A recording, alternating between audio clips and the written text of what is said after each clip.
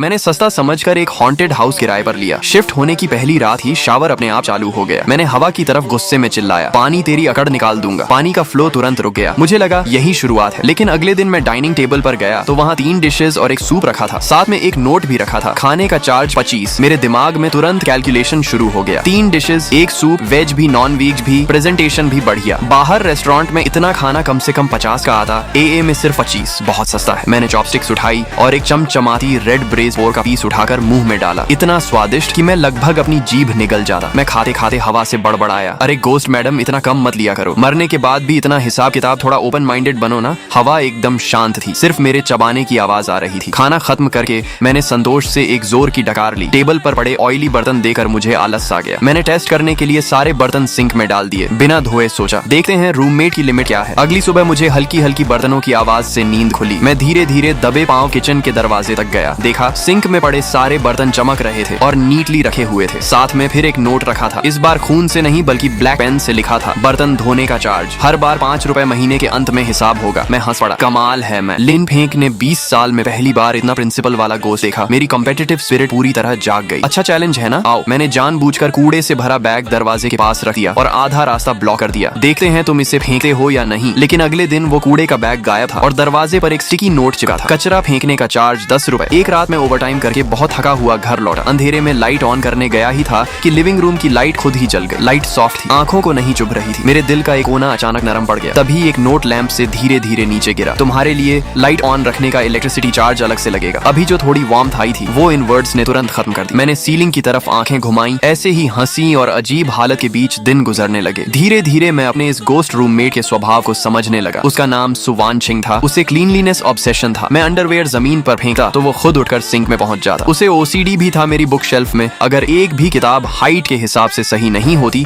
तो अगले दिन सब परफेक्टली अरेंज्ड मिलती। वो खाना बहुत अच्छा बनाती थी लेकिन क्रिटिसिज्म बिल्कुल पसंद नहीं करती थी। मैंने एक बार कहा खाना नमकीन है तो उसने लगातार 3 दिन तक मुझे सिर्फ बॉइल्ड टोफू खिलाया। वो बहुत शार्प टंग वाली भी थी। मैंने एक बार सेल से शर्ट खरीदी और मिरर के सामने ट्राई किया तो मिरर पर पानी की भाप से धीरे धीरे वर्ड्स उभरे, तुम्हारा टेस्ट खराब है, तुम्हारा स्टाइल खराब है और तुम्हारा वॉलेट उससे भी खराब है। मैं गुस्से में उछल पड़ा और हवा की तरफ चिल्लाया, तुम्हें क्या मरने के बाद भी AA करने वाली कंजूस। फिर मिरर पर वर्ड्स बदल कर आ गए, सेम टू यू। धीरे धीरे मैं उसकी प्रेजेंस का आदी हो गया, यहाँ तक कि थोड़ा एंजॉय भी करने लगा। कम से कम अब मुझे इंस्टेंट नूडल्स नहीं खाने पड़े। कम से कम इस ठंडे बड़े शहर में कोई तो है जो मेरे लिए लाइट ऑन करता है, भले ही उसका भी चार्ज लेता हो। उस दिन मेरा इकलौता दोस्त जीबो शाओ मुझसे मिलने आया। मैंने पहले ही सुवान सिंह को बता दिया था। जैसे ही वो अंदर आया, टीवी जो गन फाइट मूवी चला रहा था अचानक फाइनेंस चैनल पर स्विच हो गया। जीबो शाओ डर के मारे कांप गया, रिमोट कहाँ है ये, अचानक चैनल कैसे बदल गया। मैंने बिना एक्सप्रेशन बदले चैनल वापस कर दिया। हम